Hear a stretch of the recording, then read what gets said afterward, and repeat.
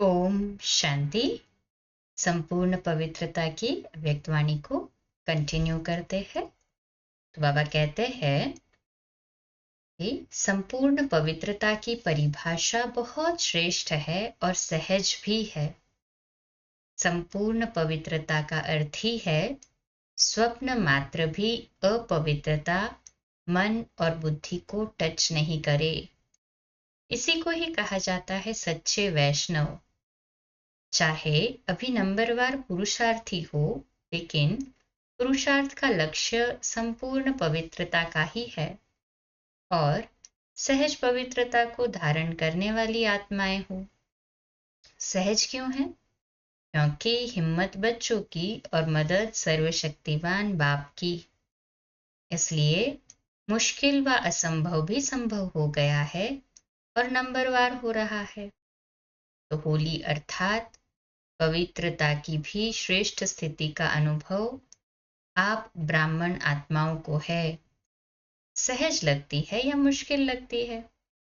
संपूर्ण पवित्रता मुश्किल है या सहज है? कभी मुश्किल कभी सहज। संपूर्ण बनना ही है ये लक्ष्य है ना।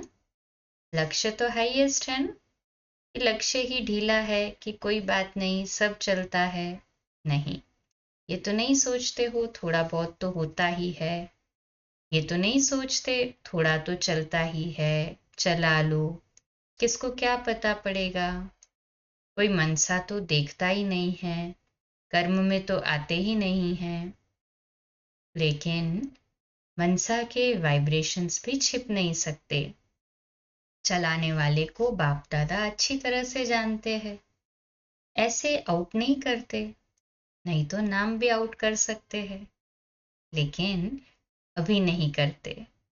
चलाने वाले स्वयं ही चलते चलते चलाते चलाते त्रेता तक पहुंच जाएंगे।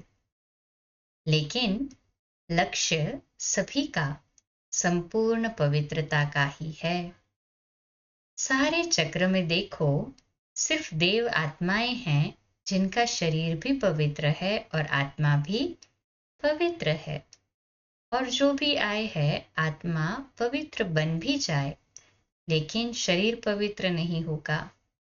आप आत्माएं ब्राह्मण जीवन में ऐसे पवित्र बनते हो जो शरीर भी प्रकृति भी पवित्र बना देते हो।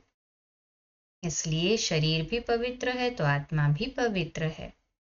लेकिन वो कौन सी आत्माएं हैं जो शरीर और आत्मा दोनों से पवित्र बनती है? उन्हों को देखा है? कहाँ है वो आत्माएं? आप ही हो वो आत्माएं। आप सभी हो या थोड़े हैं? पक्का है ना कि हम ही थे, हम ही बन रहे हैं।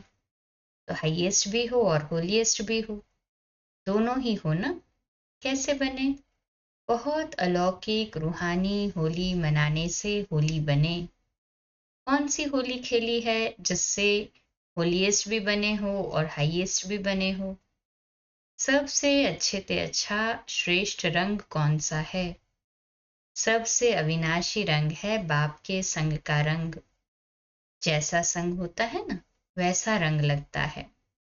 आपको किसका रंग लगा? बाप का ना। तो बाप के संग का रंग जितना पक्का लगता है उतना ही होली बन जाते हो, संपूर्ण पवित्र बन जाते हो। संग का रंग तो सहज है ना। संग में रहो, रंग आपे ही लग जाएगा। Double underline. बाबा के संग में रहे, रंग ऑटोमेटिक बाबा कहते लग जाएगा। संपूर्ण पवित्र बन जाते हो। बाबा के संग में रहते हो तो ऑटोमेटिक बनने लगते। तो संग का रंग सहज है ना। कहे हाँ जी बाबा। संग में रहो, रंग आपे ही लग जाए, मेहनत करने की भी आवश्यकता नहीं। संग में रहना आता है? बाबा पूछ रहे हैं कि डबल विदेशियों को अकेला रहना, अकेलापन महसूस करना जल्दी आता है। कभी कभी कंप्लेन आती है ना कि मैं अपने को अकेला महसूस करती हूँ, या वो लोग कहते हैं कि अलोन महसूस करती हूँ। तो बाबा पूछते हैं क्यों अकेले रहते हो, क्यों अकेलापन महसूस करते हो? वो लोग कई बार कहते हैं ना कि हमको तो इसी की आदत है, बाबा पूछ रहे हैं, आदत है इसलिए अकेलापन महसूस करते हो? ब्राह्मण आत्माएं एक सेकंड भी अकेले नहीं हो सकती है? नहीं ना। बाप दादा ने स्वयं अपना साथी बनाया, फिर अकेले कैसे हो सकते हो?